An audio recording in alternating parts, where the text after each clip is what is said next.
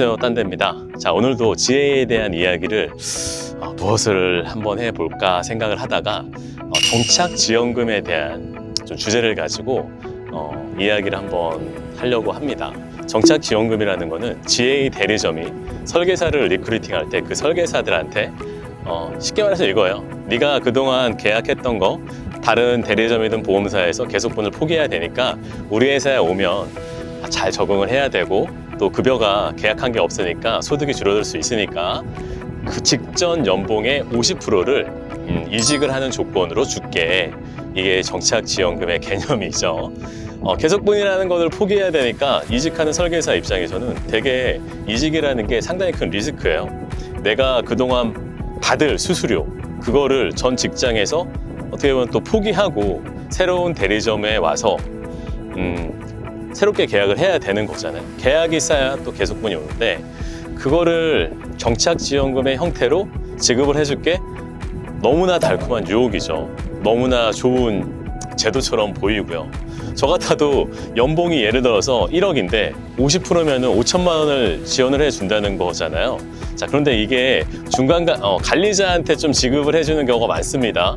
관리자한테 50% 줄게, 설계사들 데리고 와, 요 조건으로 좀 지급을 해주는 경우가 많은데 어찌됐든 설계사분들이 정착지원금에 대한 부분들을 제안을 받았을 때 항상 주의하셔야 될 게 있어요. 보험 대리점이 없는 돈을, 내 돈을 그냥 생돈을 주진 않거든요. 이 설계사가 우리 회사로 왔을 때 이 설계사가 앞으로 계약을 얼마만큼을 할 거니까 그거를 미리 땡겨준다는 개념이에요. 계약도 안 할 건데 미쳤다고 대리점이 몇 천만 원씩 주겠습니까? 몇 백만 원씩 줄 수도 있고 대리점이 없는 돈 만들어서 줄 수는 없잖아요. 이 설계사가 우리 회사에 와서 앞으로 얼마만큼의 계약을 할 것으로 예상되니 미리 줄게 이거예요. 그래서 정착지원금의 반대편에는 어떤 부분들이 있냐면 네가 앞으로 이 정도의 매출을 할 것으로 예상을 하고 내가 주는 거야. 그런데 이거를 못하면 우린 어떻게 해야 되겠니? 당연히 환수를 해야겠지. 이런 내용들이 있어요. 계약을 내가 예를 들어서 전 직장에서 월 100만 원씩을 해왔어요. 그런데 대리점이든 어디로든 옮겼을 때 이게 평균적인 매출 금액이 안 나오는 경우가 흔하거든요. 나는 분명히 100만 원씩 해왔는데 이직을 했을 뿐인데 매출이 뚝 떨어져요. 뭐 50만 원, 30만 원 이렇게. 반이 그냥 뚝 떨어지는 경우가 정말 흔해요. 물론 이직해서 잘 되는 분도 계시지만 이직 후에 매출이 그냥 똑 곤드라치는 경우도 많이 있거든요. 이랬을 때 예상하지 못했던 매출 하락이 어떤 경우가 발생을 하냐면 정착지원금에 대한 환수까지 발생을 할 수가 있어요. 자, 그런데 정착지원금이라는 거는 설계사들한테 정말 거부할 수 없는 정말 달콤한 유혹인 건 확실해요.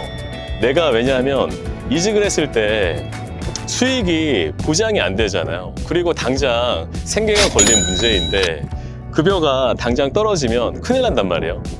자, 그런데 여기에서 어떤 설계사가 나는 앞으로 이직을 했을 때 나는 매출을 이 정도 할 것이니 그런 것보다는 내 계약에 대한 커미션율을 최대한 높여주세요. 내 매출에 대한 받을 수 있는 시책 부분을 더 높여주세요. 난 오히려 그게 좋아요. 과연 이렇게 말할 수 있는 설계사가 몇이나 될까? 자, 궁금해요. 앞에 있는 돈 그리고 이렇게 말할 수 있는 건 내 매출은 미래잖아요. 어떻게 될지 모르는 미래. 이렇게 과연 저는 솔직히 이렇게 말은 못할 것 같아요. 저도 상당히 고민스러운 부분이 될 수밖에 없는 문제이기 때문에 이직을 하시는 설계사분들이 정착지원금에 대한 유혹을 흔쾌히 쉽게 이렇게 탁 뿌리치기에는 너무나 어려운 일은 사실이에요. 그런데 확실히 알고 계셔야 될 거는 이런 반대급부에는 이게 일이 잘 안 되었을 때 내가 감당해야 되는 책임이 반드시 따른다. 자, 그런데 제 주변에는 정착지원금을 받고 이직을 하신 분도 계시겠지만 좀 잘 못된 경우는 이제 제외하고 어떤 경우가 더 많냐면 이직을 하실 때 정착지원금이든 뭐든 지원이든 그런 거 안 받고 그냥 나 혼자 몸만 딸랑 와가지고 다시 시작을 해서 쭉 일어서신 분들이 제 주변엔 더 많아요. 어떤 지원도 안 받고 내가 혼자 가서 그냥 쫙 일으켜 세운 그런 분이 희한하게 많아요. 제가 가만 생각해 보면 왜 그러지? 이렇게 생각을 해보면 좀 마인드업의 차이인 것 같아요. 어떻게 마음가짐을 하느냐. 내가 전 직장에서 열심히 해왔으니까 좀 회사에서 뭐 예를 들어서 한 5천만 원을 받았다 정착지원금으로 한 달만 좀 쉬자 이렇게 시작을 하는 거하고 내가 여기에서 쌓아왔던 걸 그대로 옮겼을 때 나는 아무것도 없어. 그래서 더 빨리 더 열심히 뛰어야 돼. 맨몸으로 왔기 때문에 정말 2배 이상으로 뛰어야 돼. 이렇게 시작을 하는 차이가 아닐까. 제 생각은 그래요. 그래서 제 주변에는 후자인 경우가 상당히 많아요. 몸뚱아리 하나 딸랑 와서 막 일으켜 세운 경우. 그게 많은 것 같아요. 근데 현실은 냉정하잖아요. 내가 이직을 할 때 단돈 100만 원이라도 받으면 땡큐한 거고 단돈 10원도 안 줘? 좀 그러네 이런 생각이 들 수가 있기 때문에 현실은 이렇다. 참 저도 정착지원금에 대해서 단호하게 NO 이렇게 말해라 이건 말씀 못 드리겠어요. 저도 NO 이렇게 답변하기가 딱 그런 상황이 왔을 때 정말 자신은 없거든요. 돈을 준다는데 누가 싫어요 이러겠어요. 나중에 환수가 될지언정. 저는 그래요.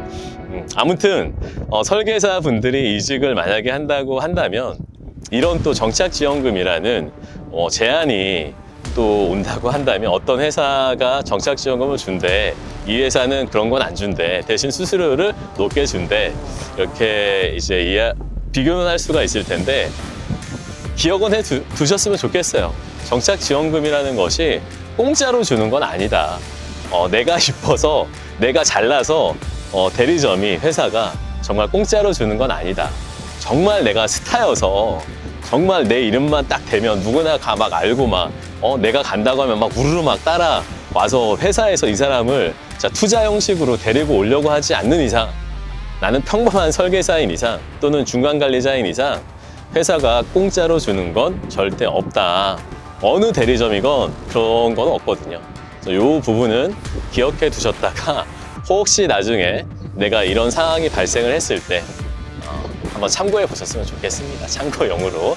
자, 오늘도 두서없이 GA 대리점에 대한 이야기, 저 혼자만의 이야기가 될지는 모르겠어요. 누군가는 제 이야기를 참고하셔서 올바른 참고하셔서 진로의 방향성을 정하시는데 참고만 그냥 해주셨으면 좋겠습니다. 자, 오늘 영상 여기서 마치도록 하겠습니다. 시청해주셔서 감사합니다. 다음 시간에 뵙도록 할게요. 안녕.